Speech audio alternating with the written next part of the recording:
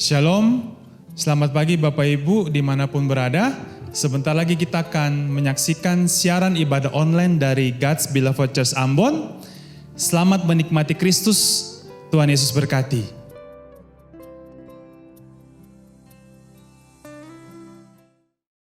Shalom, selamat berjumpa lagi dalam kasih Tuhan. Pada pagi hari ini kita akan mulai ibadah kita. Pertama kita angkat pujian, ku mau selalu bersyukur.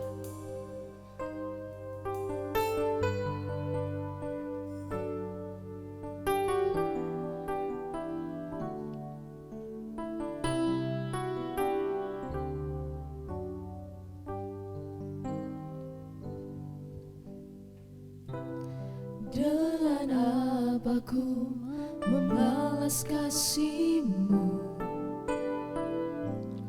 yang ku terima dari-Mu? Dengan apa ku membalas cinta-Mu?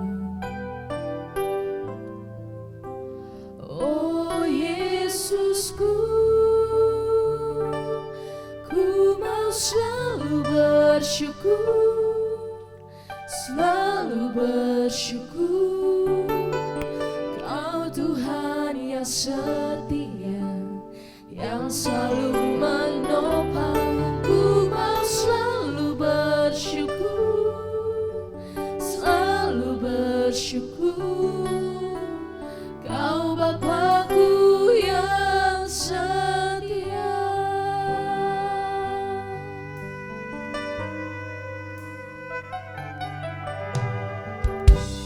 Dengan apa ku membalas kasih-Mu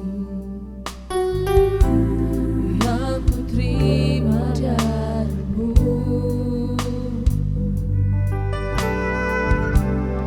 Dengan apa ku membalas cinta-Mu?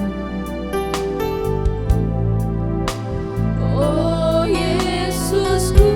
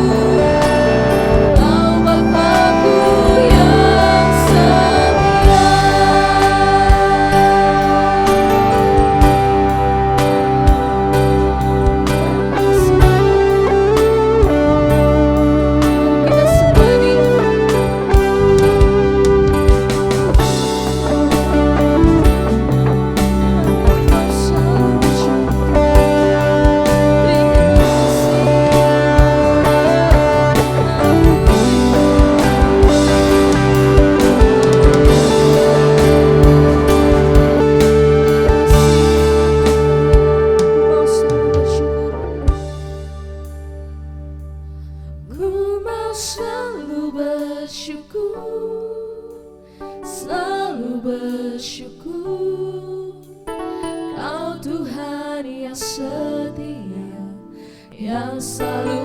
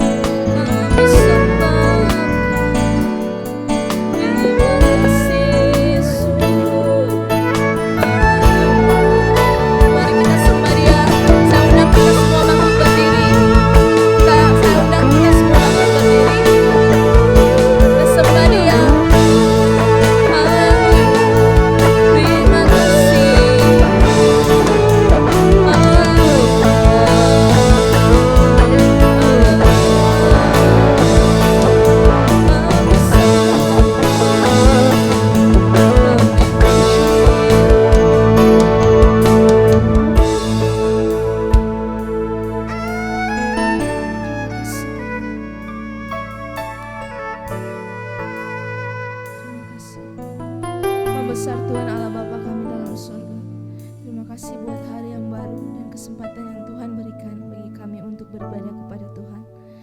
Dan ibadah ini kami alaskan hanya dalam nama Tuhan Yesus Kristus, Tuhan dan Juru Selamat kami. Amin. Masih ada sukacita? Saya undang jemaat semua bangkit berdiri. Kita angkat pujian, sungguh kau mempesona.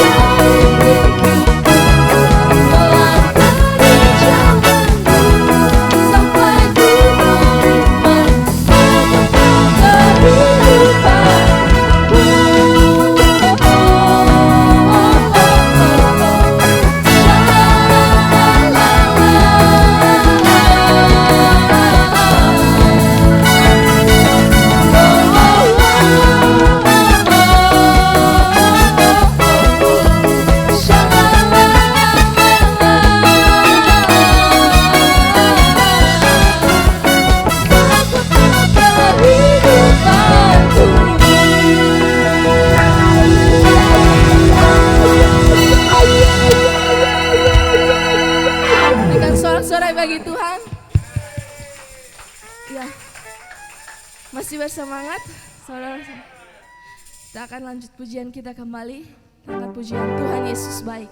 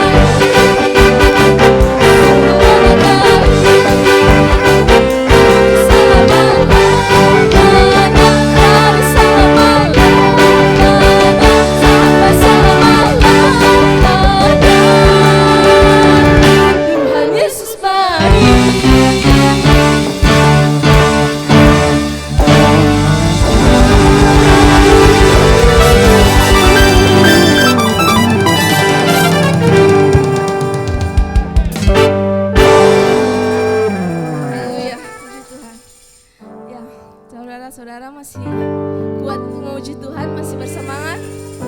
Ya, kita angkat satu pujian lagi. Dia baik bagiku.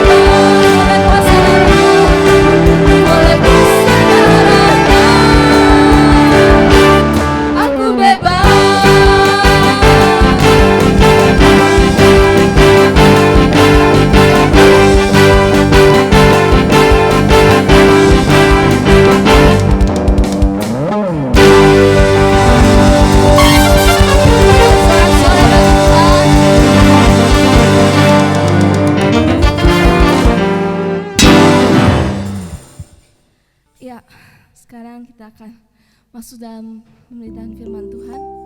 Kita angkat pujian seperti rusa.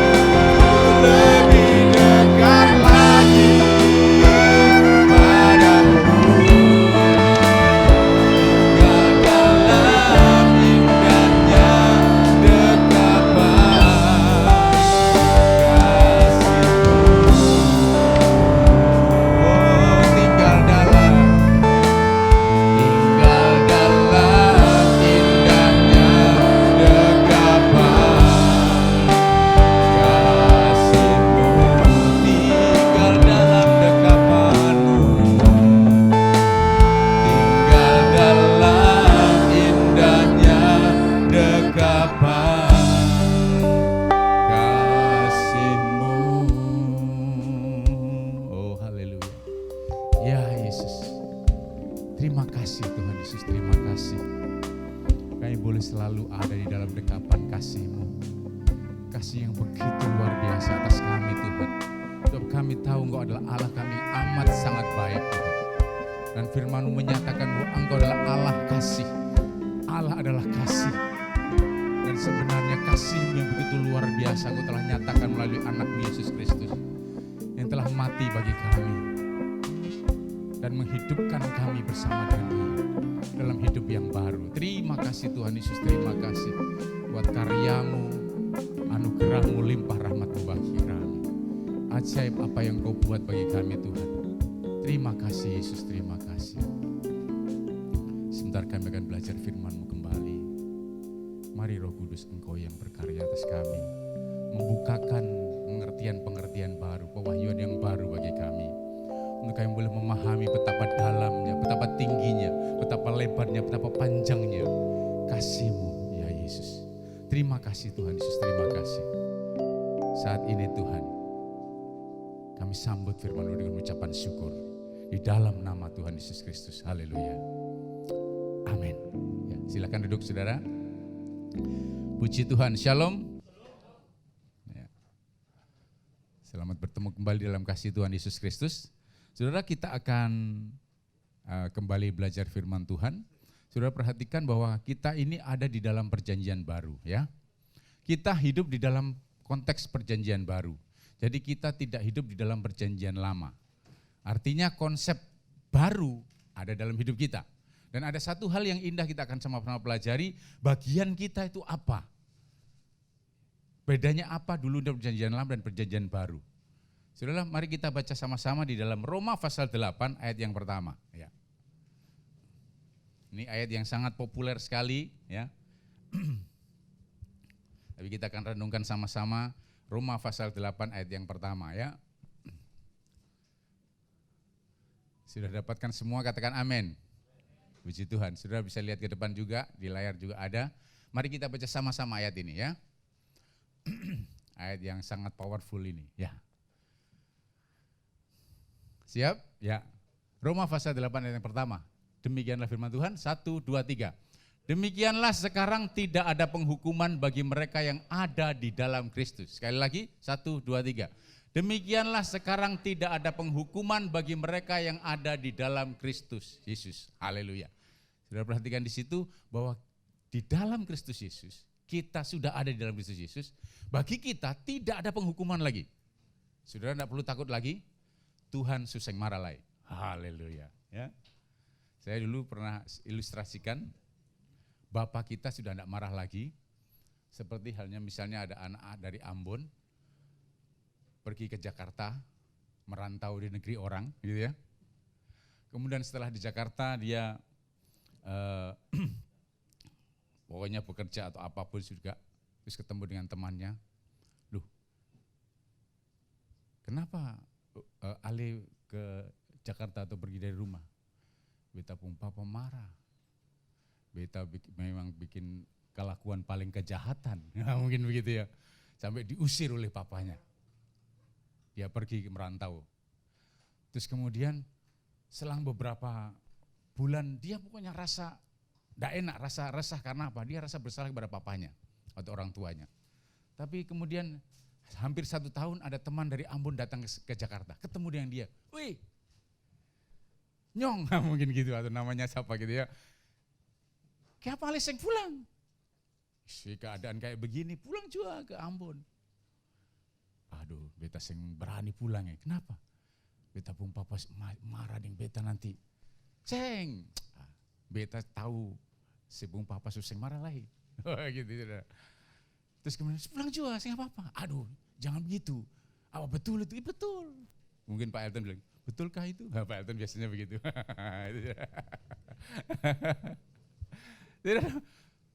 Akhirnya dia pun pulang dan puji Tuhan. Ternyata orang tua tidak marah lagi. Saudara perhatikan, sebenarnya ini cerita biasa saja. Saudara perhatikan di dalam Alkitab dikatakan di sini, demikianlah sekarang tidak ada penghukuman bagi mereka yang ada di dalam Kristus Yesus. Bagi kita tidak ada lagi penghukuman karena kita ada di dalam Kristus Yesus. Saudara perhatikan ayat ini sebenarnya merupakan ayat lanjutan dari ayat sebelumnya. Dan kalau kita melihat sejarah penulisan Alkitab, tidak ada pembatasan-pembatasan, saudara.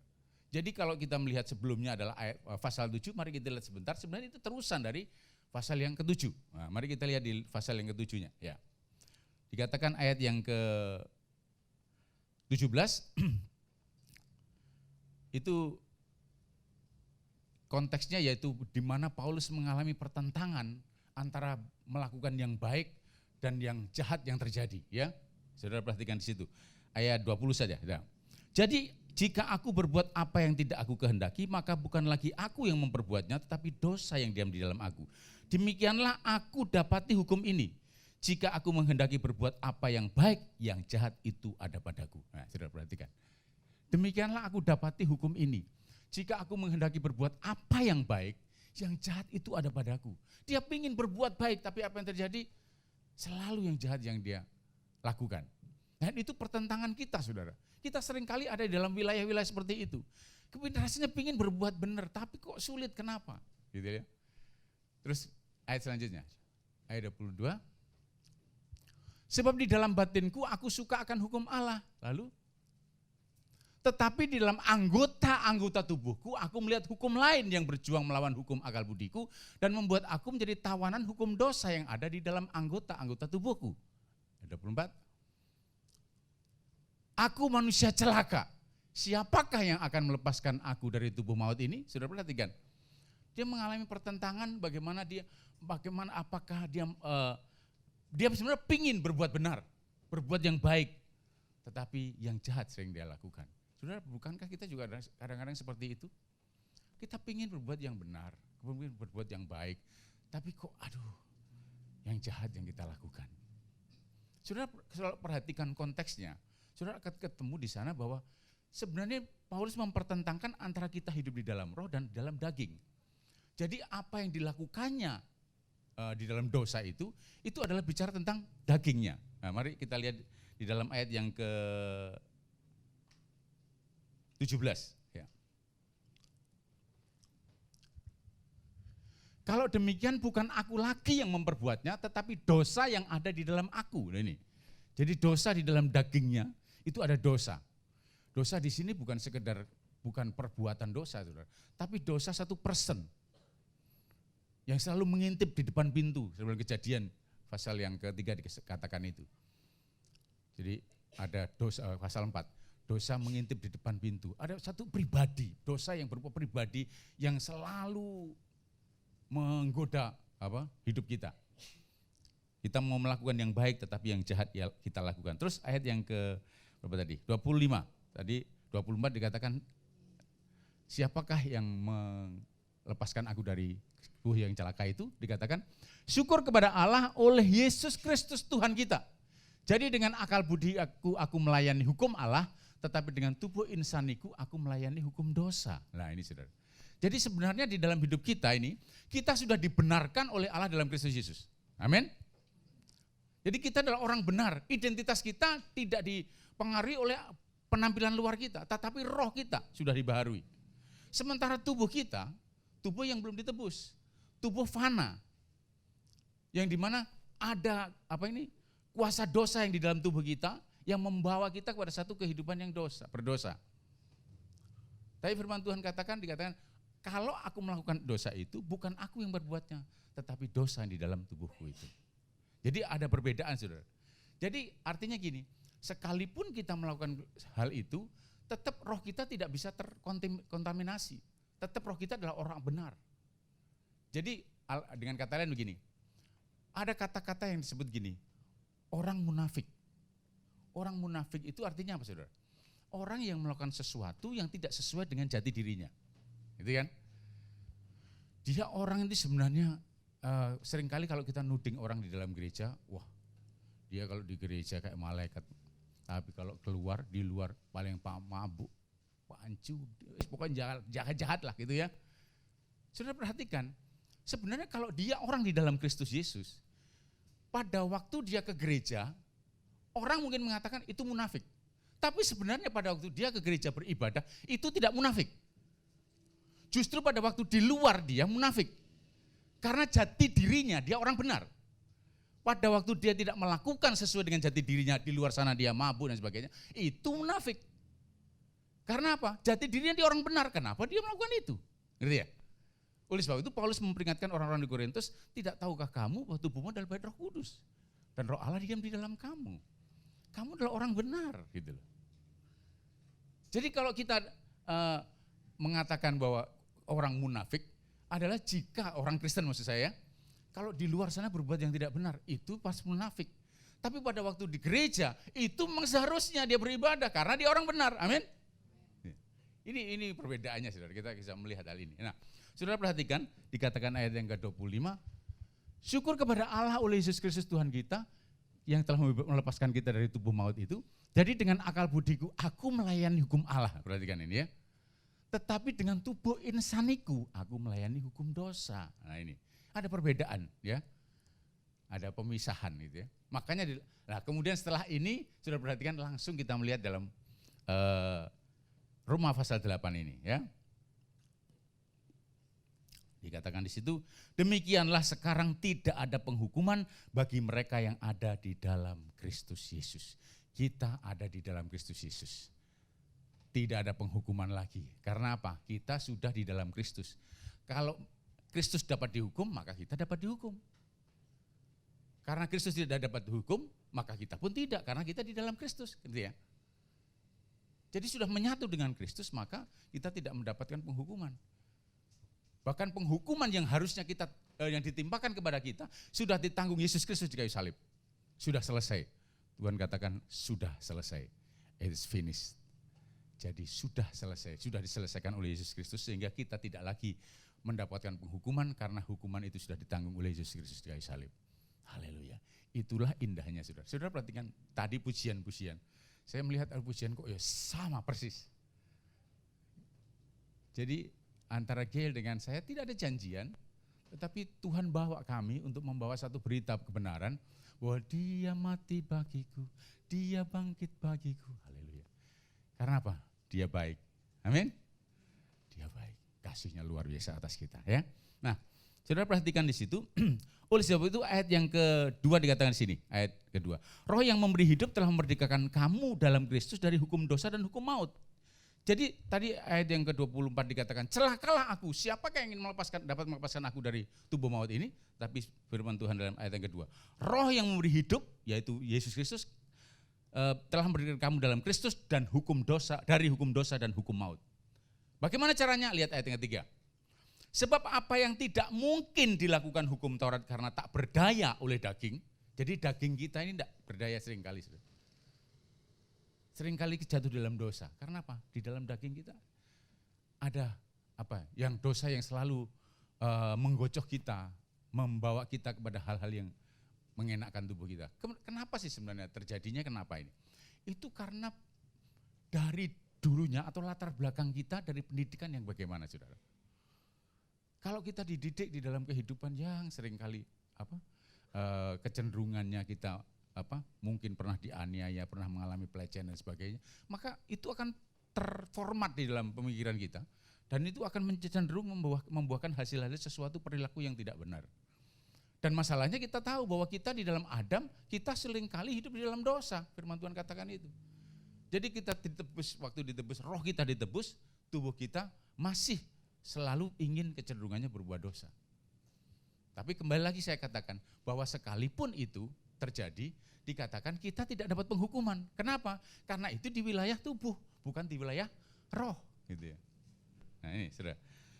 Sebab apa yang tidak mungkin dilakukan oleh hukum Taurat, dilakukan hukum Taurat karena tak berdaya oleh daging, telah dilakukan oleh Allah. Kita tidak berdaya melakukan hukum Taurat, seluruh kebenaran hukum Taurat yang baik semua kita tidak berdaya. Seperti apa yang dialami oleh Paulus juga, tidak berdaya. Tapi saudara perhatikan, telah dilakukan oleh Allah. Dengan jalan apa? Mengutus anaknya sendiri dalam daging, yaitu Yesus Kristus, yang serupa dengan daging yang dikuasai oleh dosa, karena dosa ia telah menjatuhkan hukuman atas dosa di dalam daging.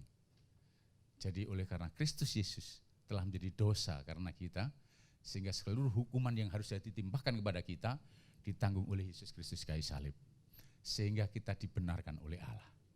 Saudara kalau memperhatikan di dalam 2 Korintus pasal 5 ayat 21, dikatakan di sana bahwa dia yang tidak mengenal dosa telah dijadikan berdosa karena kita, supaya kita dibenarkan oleh Allah.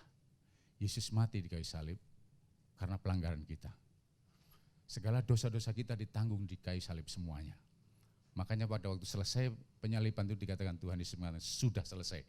Penyelesaian dosa atas manusia sudah diselesaikannya. Jadi kita mempunyai satu hal yang sangat luar biasa.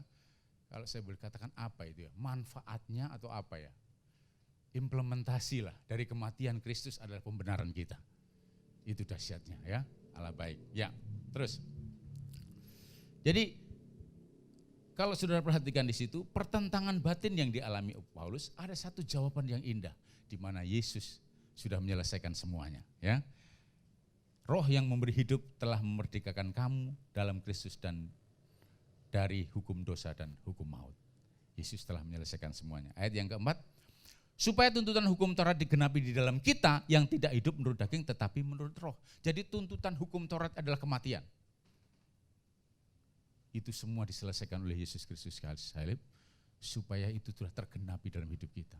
Jadi secara identitas kita adalah orang benar karena sudah diwakili oleh Yesus, saudara. Segala dosa-dosa kita diserap dalam tubuh Yesus dan kita sekarang menjadi orang-orang benarnya Tuhan. Amin. Nah, saya seringkali waktu ngawang ini kelihatannya kurang senang, saudara.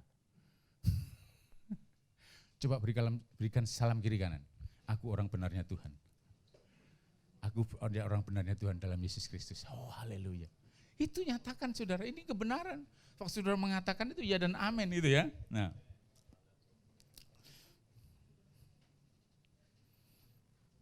Nah, saudara perhatikan di situ dikatakan demikianlah sekarang, ya. Ada pernyataan itu.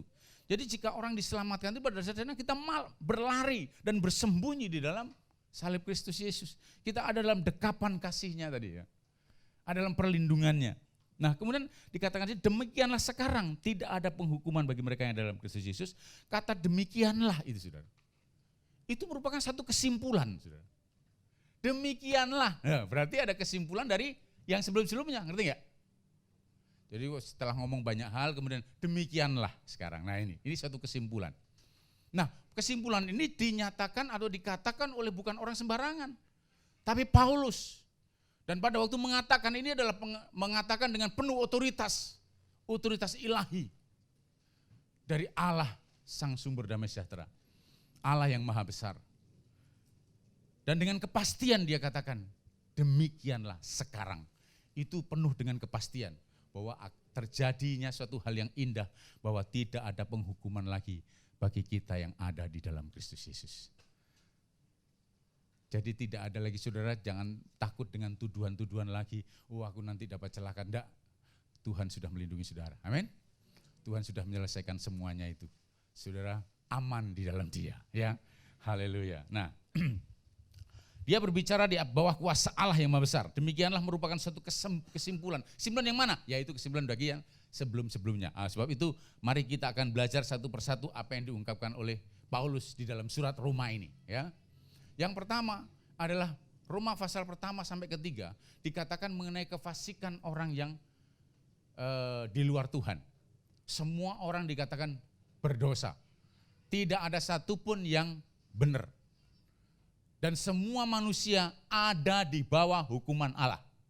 Nah, ini saudara, ngeri ya. Mari kita lihat sebentar. Roma pasal yang ketiga. Roma pasal yang ketiga. Ayat yang ke-9. Jadi bagaimana adakah kita mempunyai kelebihan daripada orang lain? Sama sekali tidak. Sebab di atas telah kita tuduh baik orang Yahudi maupun orang Yunani. Sudah perhatikan, orang Yahudi maupun orang Yunani. Orang yang memiliki Taurat dan orang yang tidak memiliki Taurat. Ya, kita adalah orang-orang Yunani.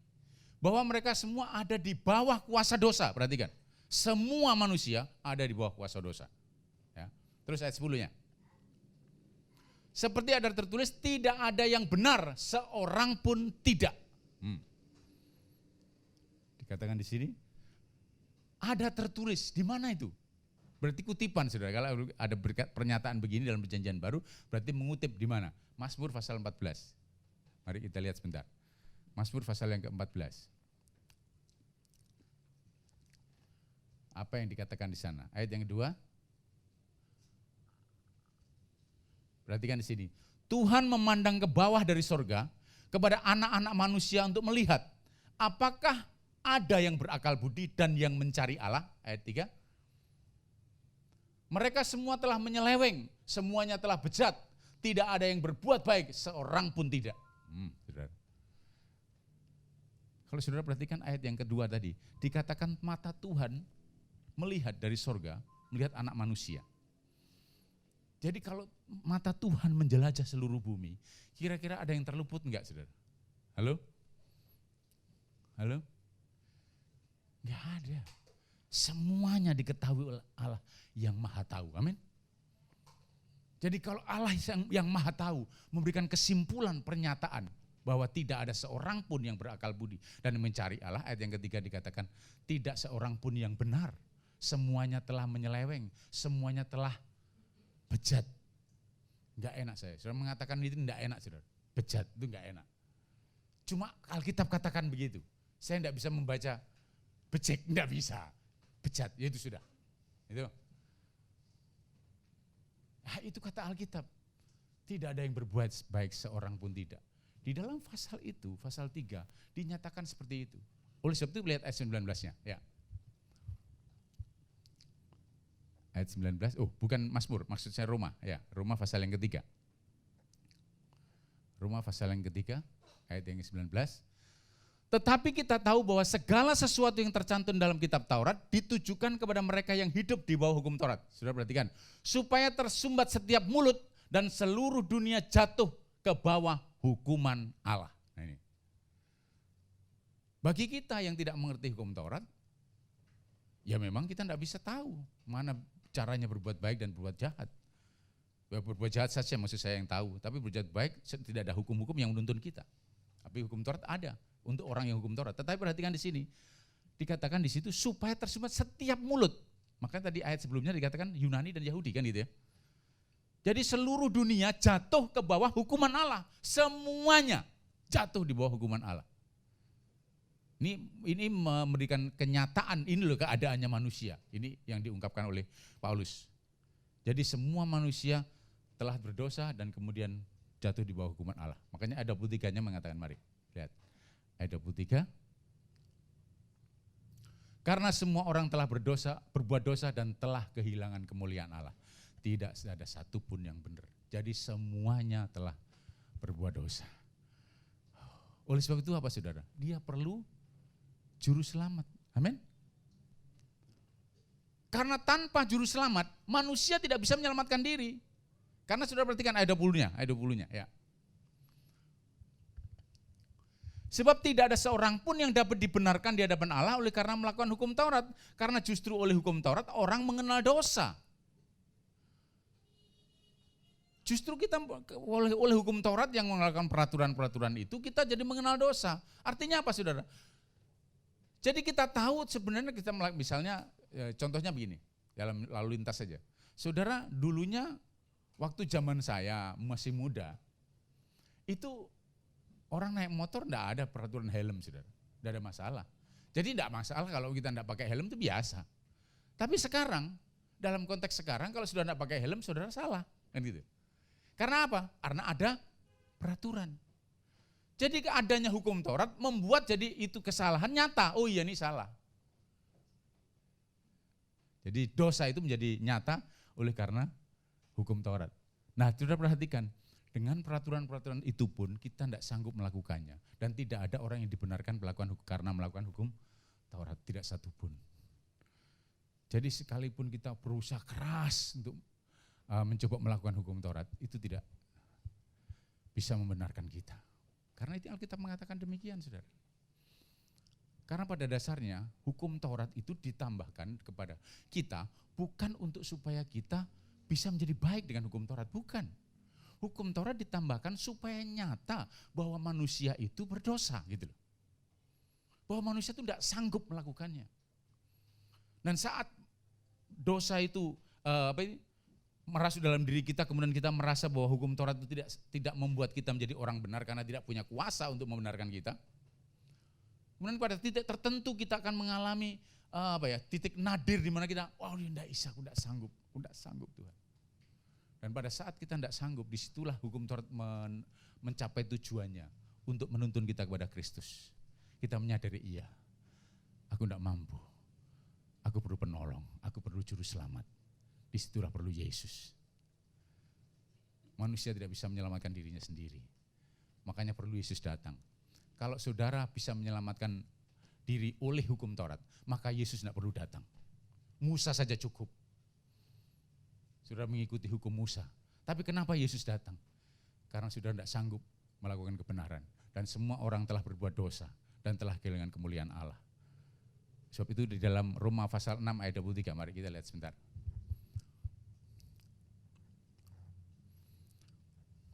Sebab upah dosa ialah maut, tetapi karunia Allah ialah hidup yang kekal dalam Kristus Yesus Tuhan kita. Haleluya. Dan kalau kita dikatakan manusia telah berdosa, kehilangan kemuliaan Allah, maka upahnya dosa adalah maut. Tapi puji Tuhan, oleh Yesus Kristus, kasih karunia Allah dicurahkan atas kita. Sehingga kita dibenarkan oleh korban Yesus Kristus. Oh, haleluya. Itu indah, saudara. Ya. Nah, saudara perhatikan di sini, Paulus mengungkapkan bagaimana di dalam pasal yang pertama sampai ketiga, keberadaan manusia yang sesungguhnya memang tanpa pengharapan. Semua manusia telah berdosa. Semua manusia telah kehilangan kemuliaan Allah. Tapi mari kita lihat dalam pasal yang keempat, saudara. Pasal keempat, saudara perhatikan ayat yang kelima. Ya. Tetapi kalau ada orang yang tidak bekerja, namun percaya kepada Dia yang membenarkan orang durhaka, imannya diperhitungkan menjadi kebenaran. Wow. Saudara perhatikan dikatakan di sini, tetapi kalau ada orang yang tidak bekerja, itu bukan artinya tidak bekerja, kalau dalam bahasa Ambon mungkin apa? Tidak mencari, bukan begitu, saudara. Bukan soal bekerja untuk mencari nafkah, bukan itu. Tapi yang dimaksud di sini adalah bekerja, melakukan pekerjaan untuk supaya bisa menyelamatkan dirinya. Berusaha keras dengan apa yang dia lakukan untuk supaya diperkenan Tuhan, mengerjakan segala sesuatu, peraturan dan sebagainya. Itu maksudnya ya. Jadi kalau ada orang yang tidak mengerjakan itu semua, namun percaya kepada Dia yang membenarkan orang durhaka, sudah perhatikan, Dia membenarkan orang durhaka. Nanti kita lihat ayat yang mengenaikan hal ini ya. Dia membenarkan orang durhaka, yaitu Yesus Kristus, imannya diperhitungkan menjadi kebenaran. Saat kita percaya bahwa kita dibenarkan oleh korban Kristus Yesus, iman kita diperhitungkan menjadi satu apa? Kebenaran. Makanya saya waktu di dalam upacara pemakaman kemarin saya sampaikan bahwa kebenaran yang sesungguhnya yang diperhitungkan oleh Tuhan itu adalah kebenaran oleh harga anaknya, yaitu Yesus Kristus. Bukan kebenaran kita. Sekalipun mungkin kita dengan disiplin rohani bagaimana caranya sungguh-sungguh melakukan segala sesuatu, etika, moral dan sebagainya, mungkin kelihatannya di mata orang kita kelihatannya orang benar. Tapi kebenaran seperti itu tidak diperhitungkan oleh Tuhan. Tuhan tidak mau terima kebenaran itu. Tuhan mau kebenaran oleh harga anaknya, yaitu salib Kristus Yesus. Amin. Dan kebenaran itu saja yang diperhitungkan, yang bisa membawa kita masuk di dalam kerajaan sorga. Jadi tiket sesungguhnya untuk kita masuk di dalam kerajaan sorga adalah tiket harga kemenangan dalam Kristus Yesus, di mana kita sudah dimeteraikan oleh Roh Kudus-Nya. Kita menjadi anak-anaknya. Haleluya. Ya. Nah, saudara perhatikan di situ, di dalam pasal yang keempat ini, ayat yang ke-6. Ya.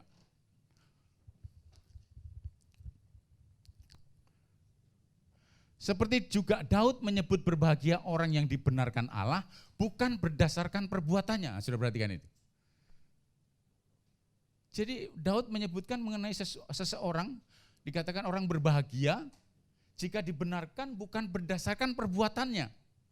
Kalau kita dibenarkan berdasarkan perbuatan kita, itu apa ya saudara? Tidak stabil. Pada waktu kita wah sungguh-sungguh dalam Tuhan, wah Tuhan membenarkan. Pada waktu kita jatuh dalam dosa, Tuhan menyalahkan kita dan membuat kita marah, membuat Dia marah kepada kita. Tidak demikian. Dikatakan di situ, dibenarkan Allah bukan berdasarkan perbuatannya. Artinya apa? Dalam konteks perjanjian baru, kita dibenarkan bukan karena perbuatan kita, tapi karena perbuatan Yesus. Haleluya. Lihat ayat 7-nya. Ya. Berbahagialah orang yang diampuni pelanggaran-pelanggarannya dan yang ditutupi dosa-dosanya. Loh, saudara perhatikan. Itu ada pelanggaran ada, bukan gak ada loh. Ini ada pelanggarannya. Tapi dikatakan di situ apa? Ditutupi. Bahkan kalau kita melihat konteks perjanjian baru, Yesus anak domba Allah itu bukan menutupi dosa, tapi anak domba Allah yang menghapus dosa dunia. Amin. Dia menghapus segala dosa-dosa kita. Ayat yang ke-8, ya. Berbahagialah manusia yang kesalahannya tidak diperhitungkan Tuhan kepadanya. Oh, haleluya. Saudara, kalau kita perhatikan tadi dalam Roma pasal yang ketiga, semua manusia telah apa? Berdosa. Semua manusia telah bejat dikatakan.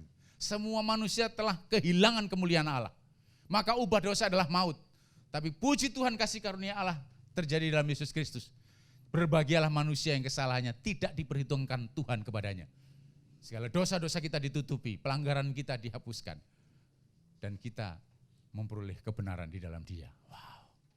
Inilah Injil, saudara. Ini kabar baik. Apa yang dilakukan Yesus adalah kabar baik. Dia mati di kayu salib untuk menanggung segala dosa-dosa kita. Dia bukan hanya mengampuni, saudara. Tapi dia setelah menyelesaikan dosa kita, kita disucikan untuk diisi. Diisi dengan apa? Dengan firman Tuhan. Diisi dengan Roh Kudusnya. Dan Roh Kudusnya itulah yang memimpin kita dalam hidup kita.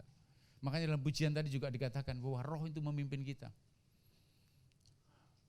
Bergerak di hidup kita. Haleluya. Ya.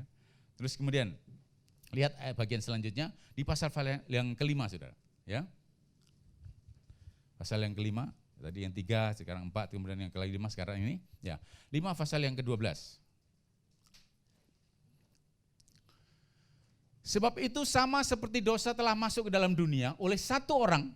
Sudah perhatikan ini? Dosa masuk ke dalam dunia oleh siapa? Satu orang siapa? Adam. Ya. Terus dan oleh dosa itu juga maut. Demikianlah maut itu telah menjalar kepada semua orang karena semua orang telah berbuat dosa.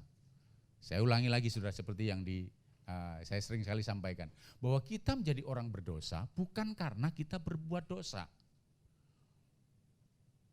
Ya. Dan itu stereotip yang begitu banyak di mata masyarakat bahwa kita menjadi orang berdosa karena kita berbuat dosa. Tidak begitu. Alkitab mengatakan bahwa kita menjadi orang berdosa karena pelanggaran Adam. Ya. Lah untuk menebusnya bukan berbuat baik, bukan karena perbuatan dosa yang kita lakukan kemudian kita menjadi orang berdosa, tetapi karena pelanggaran Adam yang pertama menyebabkan kita menjadi orang berdosa, maka perlu Adam yang kedua yang menyelesaikan dosa kita, yaitu Yesus Kristus. Penyelesaian dosa bukan pada kinerja kita, kemampuan kita berbuat baik, tidak. Bahkan ada orang mengatakan, oh nanti ditimbang Pak, oh kalau dosanya lebih banyak ya masuk neraka, kalau kebaikannya lebih banyak masuk surga. Saya katakan bukan orang baik yang masuk surga, tapi orang benar. Orang benar oleh harga anaknya, yaitu Yesus Kristus. Haleluya. Kalau misalnya pakai sistem timbangan, saudara. Ini saya cuma kasih contoh ilustrasi saja ya. Misalnya pakai sistem timbangan. Kalau dosanya banyak Pak, jadi lebih berat dosanya maka akan masuk neraka. Tapi kalau lebih banyak kebaikannya, amalnya, solehnya itu dia, maka akan menjadi masuk surga. Kalau misalnya sudah ada seorang koruptor, wih dosanya begitu banyak. Tapi uangnya banyak juga. Kemudian menyantuni fakir miskin, janda-janda yatim piatu. Apa yang terjadi, saudara? Wah dia memang jahat, tapi kebaikannya juga bagus Pak. Makanya baru ditimbang, seimbang. Lalu, maaf, Tuhan saya tidak begitu. Saya yakin Tuhan itu bingung. Halo? Tapi bukan Tuhan saya. Tuhannya siapa tidak tahu. Gitu. Saya yakin bingung, lu gimana ya caranya? Bahkan malaikat mungkin bagian yang nimbang, dia tanya kepada Tuhan, Tuhan bagaimana? Aku juga gak ngerti. Itu. Aduh. Gak ada jalan keluar, bagaimana caranya? Atau kalau gitu masukkan di neraka sebentar aja, nanti masuk surga dikit juga. Gitu. Balik lagi ke sana, mana bisa? Tidak ada begitu, saudara. Makanya karena kita menjadi orang berdosa, itu karena pelanggaran Adam, makanya perlu Adam yang kedua yang menyelesaikan dosa kita, yaitu Yesus Kristus. Dan kebanyakan kepercayaan yang lain mengatakan bahwa kita menjadi orang berdosa karena berbuat dosa. Makanya mereka berkutat dengan perbuatan baik untuk menyelesaikan apa yang dilakukannya yang lalu. Tidak bisa seperti itu, konsep firman Tuhan jelas berbeda. Haleluya. Ya, saudara mengerti maksud saya di situ ya. Lihat ayat yang ke-18 dan 19 ya. Roma pasal 5 ayat 18. Sebab itu sama seperti oleh satu pelanggaran semua orang beroleh penghukuman, perhatikan ini. Tentang penghukuman loh ya. Seperti konteks yang kita pelajari hari ini. Sebab itu sama seperti oleh satu pelanggaran semua orang beroleh penghukuman, demikian pula oleh satu perbuatan kebenaran semua orang beroleh pembenaran untuk hidup. Haleluya. Oleh karena satu pelanggaran, ya perhatikan itu. Satu pelanggaran yaitu Adam, semua orang beroleh penghukuman. Kita di dalam Adam, kita beroleh penghukuman. Saudara. Tapi kita di dalam Kristus, seperti bacaan yang kita, demikianlah sekarang, bahwa tidak ada penghukuman lagi bagi kita yang ada dalam Kristus Yesus. Amin. Ini perhatikan. Demikian pula oleh satu perbuatan kebenaran yaitu Yesus Kristus, semua orang beroleh pembenaran untuk hidup. Wow. Makanya saya katakan, kenapa kelihatannya kurang senang, saudara? Ini sesuatu yang luar biasa. Amin. Sesuatu yang sangat dahsyat. Karena apa? Inilah kabar baik. Di mana kita dibenarkan dengan cuma-cuma oleh korban Yesus Kristus. Bukan karena perbuatan kita, tapi karena perbuatan Dia. Dia telah memperbuatnya di kayu salib, menyelesaikan segala dosa-dosa kita. Menanggung segala sakit penyakit kita bahkan. Ya. Oke, ini pasal yang kelima. Mari kita lihat ayat pasal yang ke-6 selanjutnya ya. Oke, terus saja. Mari kita lihat pasal yang ke-6 ayat yang ke-4. Di sini Paulus menjelaskan mengenai misteri keberadaan kita di dalam Kristus itu bagaimana. Ya, bagaimana kita bisa menjadi dalam Kristus Yesus. Nah ini ya, ini ayat-ayat yang sering kali kita pakai biasanya untuk baptisan. Gitu ya. Dengan demikian kita telah dikuburkan bersama-sama dengan Dia oleh baptisan dalam kematian, supaya sama seperti Kristus telah dibangkitkan dari antara orang mati oleh kemuliaan Bapa, demikian juga kita akan hidup dalam hidup yang baru. Sudah perhatikan itu ya. Dengan demikian kita telah dikuburkan bersama-sama dengan Dia oleh kematian Yesus ya. Kita bersama-sama dengan oleh baptisan dalam kematian, jadi kita mati bersama Kristus. Ya. Supaya sama seperti Kristus telah dibangkitkan, Yesus dibangkitkan di antara orang mati oleh kemuliaan Bapa, demikian juga kita akan hidup dalam hidup yang baru. Jadi kita di dalam Adam mati bersama Kristus, kemudian hidup baru oleh kebangkitan Kristus, memperoleh hidup yang baru di dalam Dia. Wow. Makanya Yesus bangkit, wow, Yesus hidup, gitu saudara. Kita bersama dengan Dia. Dalam pujian tadi dinyatakan juga kita bersama, kita di dalam Dia. Haleluya. Ya. Lihat ayat selanjutnya, ayat yang kelima. Sebab jika kita telah menjadi satu dengan apa yang sama dengan kematiannya, kita juga akan menjadi satu dengan apa yang sama dengan apa? Kebangkitannya. Ayat yang ke-7, 6. Ini banyak, indah sekali saudara, kalau saudara kita urutkan itu ya. Karena kita tahu bahwa manusia lama kita telah turut disalibkan. Manusia lama adalah manusia kita dalam Adam. Supaya tubuh dosa kita hilang kuasanya, agar jangan kita menghambakan diri lagi kepada dosa. Nah ini, terus ayat yang ke-7. Sebab siapa yang telah mati, ia telah bebas dari dosa. 8. Jadi jika kita telah mati dengan Kristus, kita percaya bahwa kita akan hidup juga dengan Dia. Nah, ya. Terus ayat 9. Saya kira enggak saya terangkan lebih indah, cukup jelas ya. Karena kita tahu bahwa Kristus sesudah Ia bangkit dari antara orang mati, tidak mati lagi, maut tidak berkuasa lagi atas Dia. Ayat 10. Sebab kematiannya, perhatikan ini, adalah kematian terhadap dosa satu kali dan untuk selama-lamanya, dan kehidupannya adalah kehidupan bagi Allah. Demikian juga kita hidup bagi Allah oleh karena Kristus Yesus. Ayat 11. Ini catatan oleh Paulus saudara. Demikianlah hendaknya kamu memandangnya. Bahwa kamu telah mati bagi dosa, tetapi kamu hidup bagi Allah dalam Kristus Yesus. Oh, Jadi kita ada di dalam Kristus Yesus karena kita mati bersama Kristus dan hidup bersama Kristus dalam hidup yang baru. Nah, ini. Jadi misteri bagaimana kita di dalam Kristus itu karena itu, saudara. Kristus membawa kita dalam kematiannya. Haleluya. Dan membawa kita dalam kebangkitannya. Demikianlah hendaknya kamu memandangnya. Artinya apa, saudara? Demikianlah kamu mempercayainya, gitu loh. Demikianlah kamu memperhitungkannya. Ini loh kebenarannya, gitu loh. Jadi yang saudara percayai, yang saudara pandang kebenaran itu, inilah kebenarannya.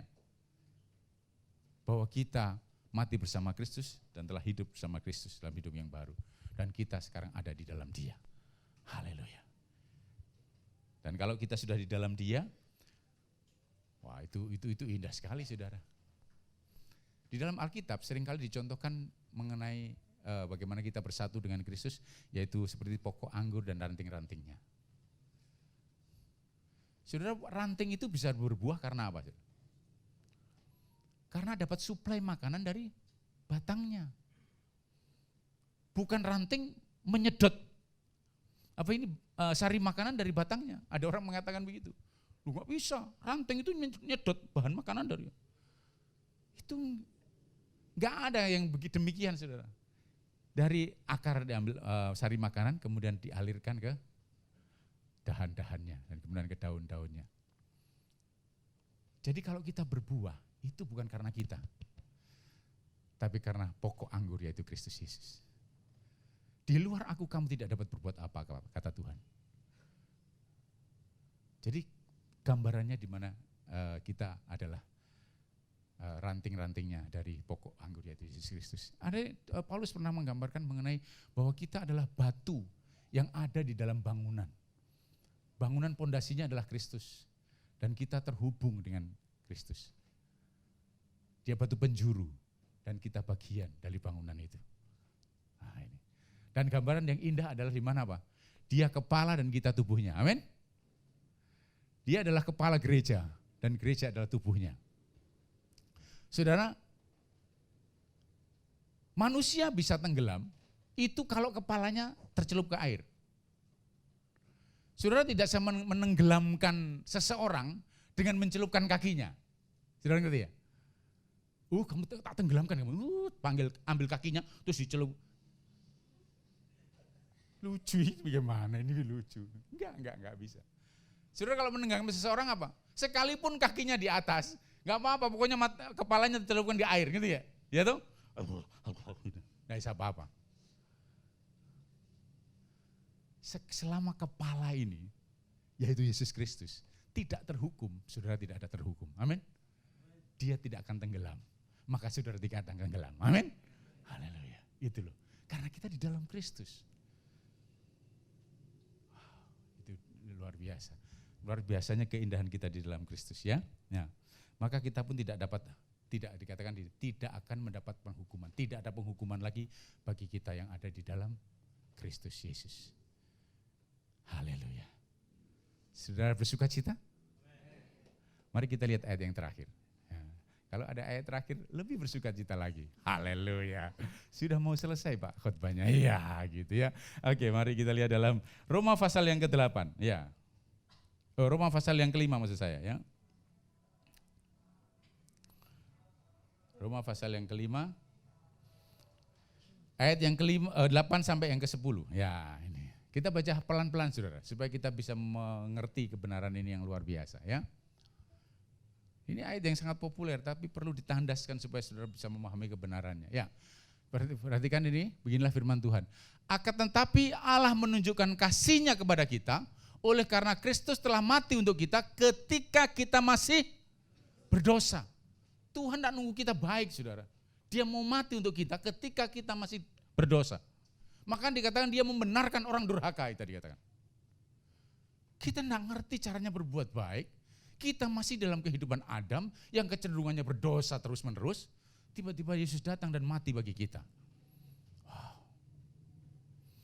Bahkan waktu itu saudara belum lahir, waktu Yesus mati untuk dosa saudara. Amin. Makanya dikatakan bahwa Yesus mengampuni segala dosa kita, dosa masa lalu, dosa saat ini, dan dosa yang akan datang. Bahkan dosa yang belum saudara perbuat, itu sudah diampuni. Oh Pak, kok enak sekali, sembarangan. Nah, itu. Mengapa saya katakan demikian? Karena saudara pada waktu Yesus mati untuk dosa saudara, saudara belum lahir.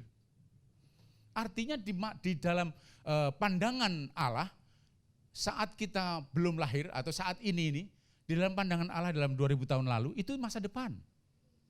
Ngerti ya? Jadi Yesus mati untuk masa depan. Untuk dosa yang belum kita lakukan. Jangankan kau melakukan dosa, lahir aja belum. Tapi itu berlaku untuk kita. Haleluya. Saat kita percaya kepada Dia, itu pun menjadi bagian kita. Ya. Dia akan menunjukkan kasih-Nya kepada kita oleh karena Kristus telah mati untuk kita ketika kita masih berdosa. Haleluya. Ayat 9. Ya. Lebih-lebih. Nah ini yang tadi hanya begitu ya. Tapi ada satu penandasan lagi. Lebih-lebih. Karena kita sekarang telah dibenarkan oleh darahnya. Nah perhatikan. Kita telah dibenarkan oleh darahnya. Amin.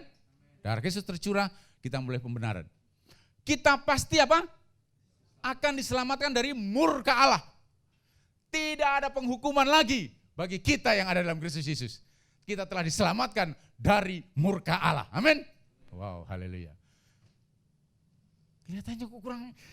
Tepuk tangan buat dia. Oh, haleluya. Yeay. Yes. Gitu loh.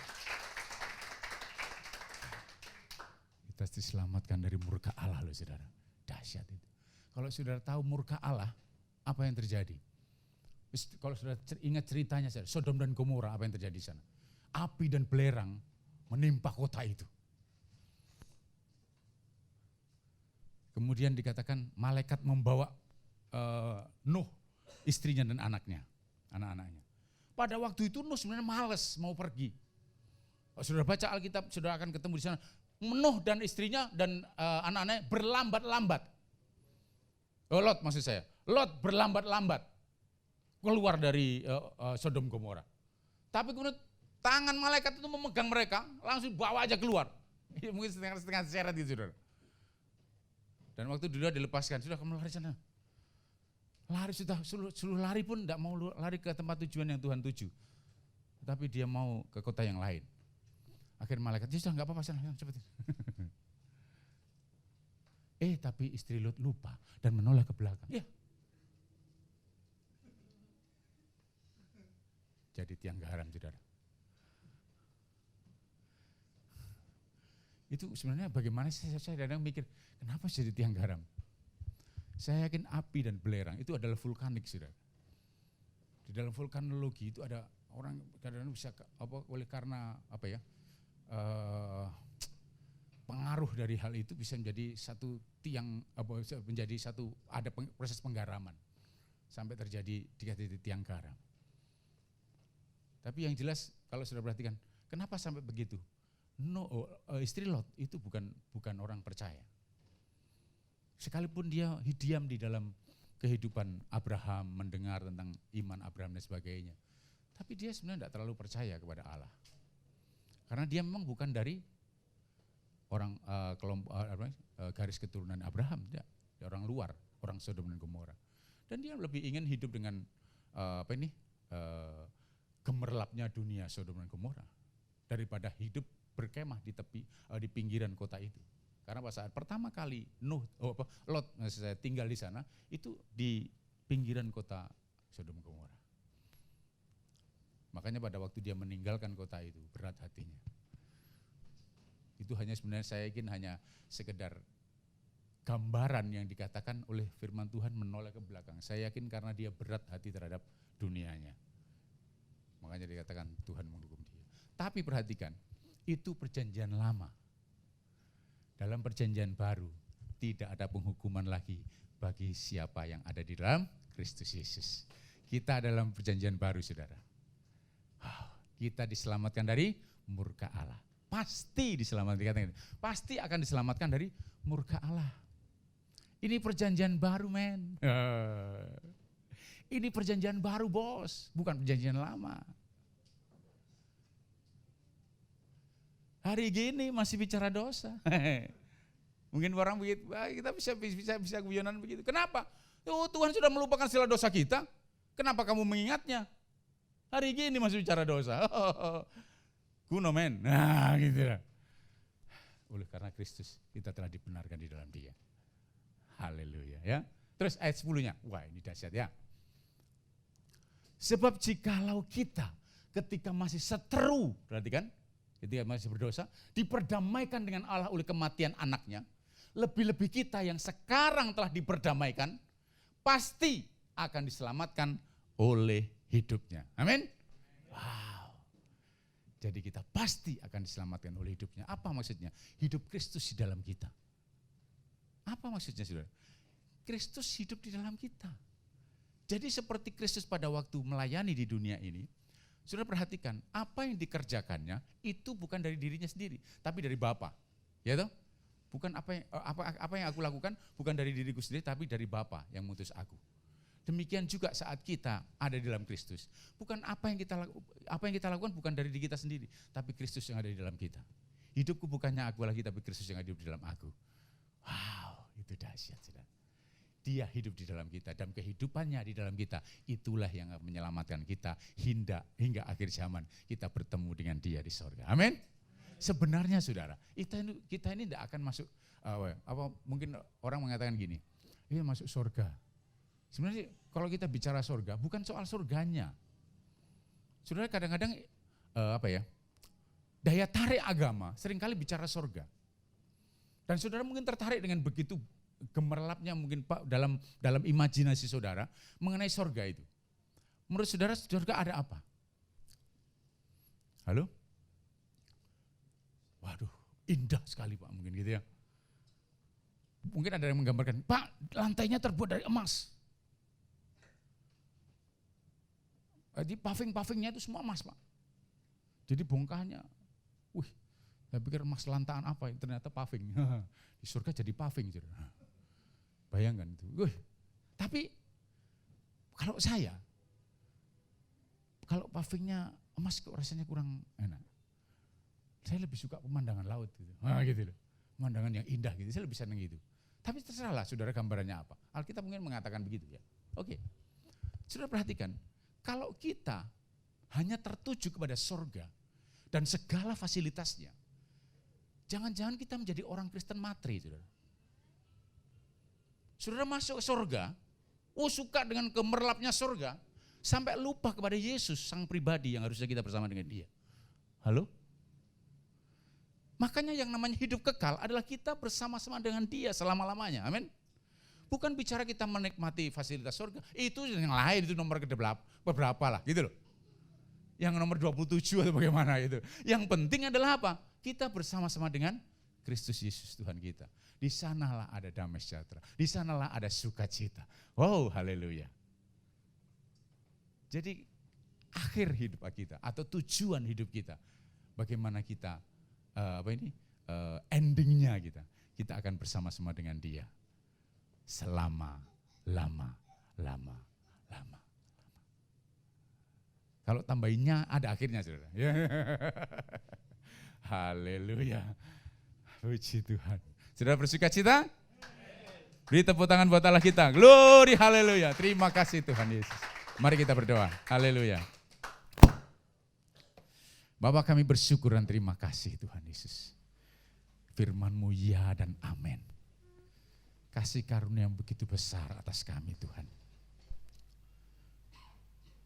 Kalau kami saat ini telah Engkau layakkan menjadi anak-anak-Mu. Kalau saat ini Engkau menerima kami apa adanya kami Tuhan. Bukan karena apa yang kami lakukan. Bukan karena perbuatan kami.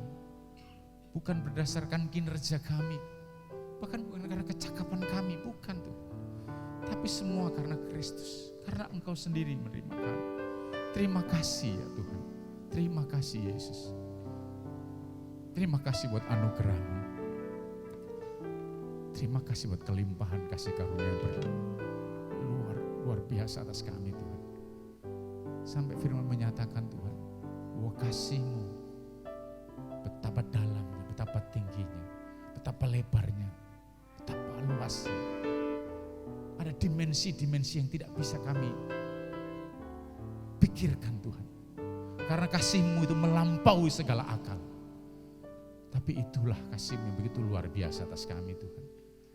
Kasih-Mu yang tercurah atas kami.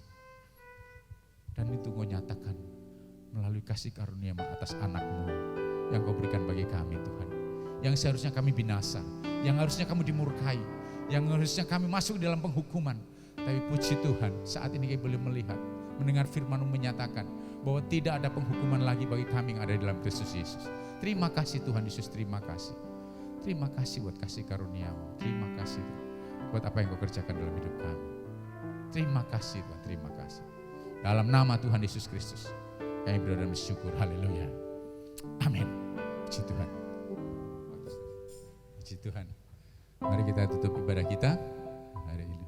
Haleluya. Bapak, kami bersyukur dan terima kasih. Ya itulah yang kami selalu naikkan di hadapan-Mu. Bersyukur dan bersyukur selalu Tuhan. Karena Engkau Allah kami yang amat sangat baik. Dari dulu sekarang sampai selama-lamanya Engkau Allah kami yang amat sangat baik. Dan kami pulang dari tempat ini kami tahu Engkau memberkati kami. Karena firman-Mu Kau nyatakan bagi kami bahwa Engkau memberkati kami dan melindungi kami. Engkau menyinarkan wajah kepada kami dan memberikan kami kasih karunia-Mu. Engkau menghadapkan wajah kepada kami dan memberikan kami damai sejahtera-Mu. Dan kiranya damai sejahtera Allah yang melampaui segala akal, melihat hati dan pikiran kami dalam Kristus Yesus mulai saat ini sampai Engkau datang kedua kali, bahkan sampai selama-lamanya. Engkau terus menyertai dan memberkati kami Bapa. Terima kasih Yesus, terima kasih. Dalam nama Yesus yang berdoa dan bersyukur.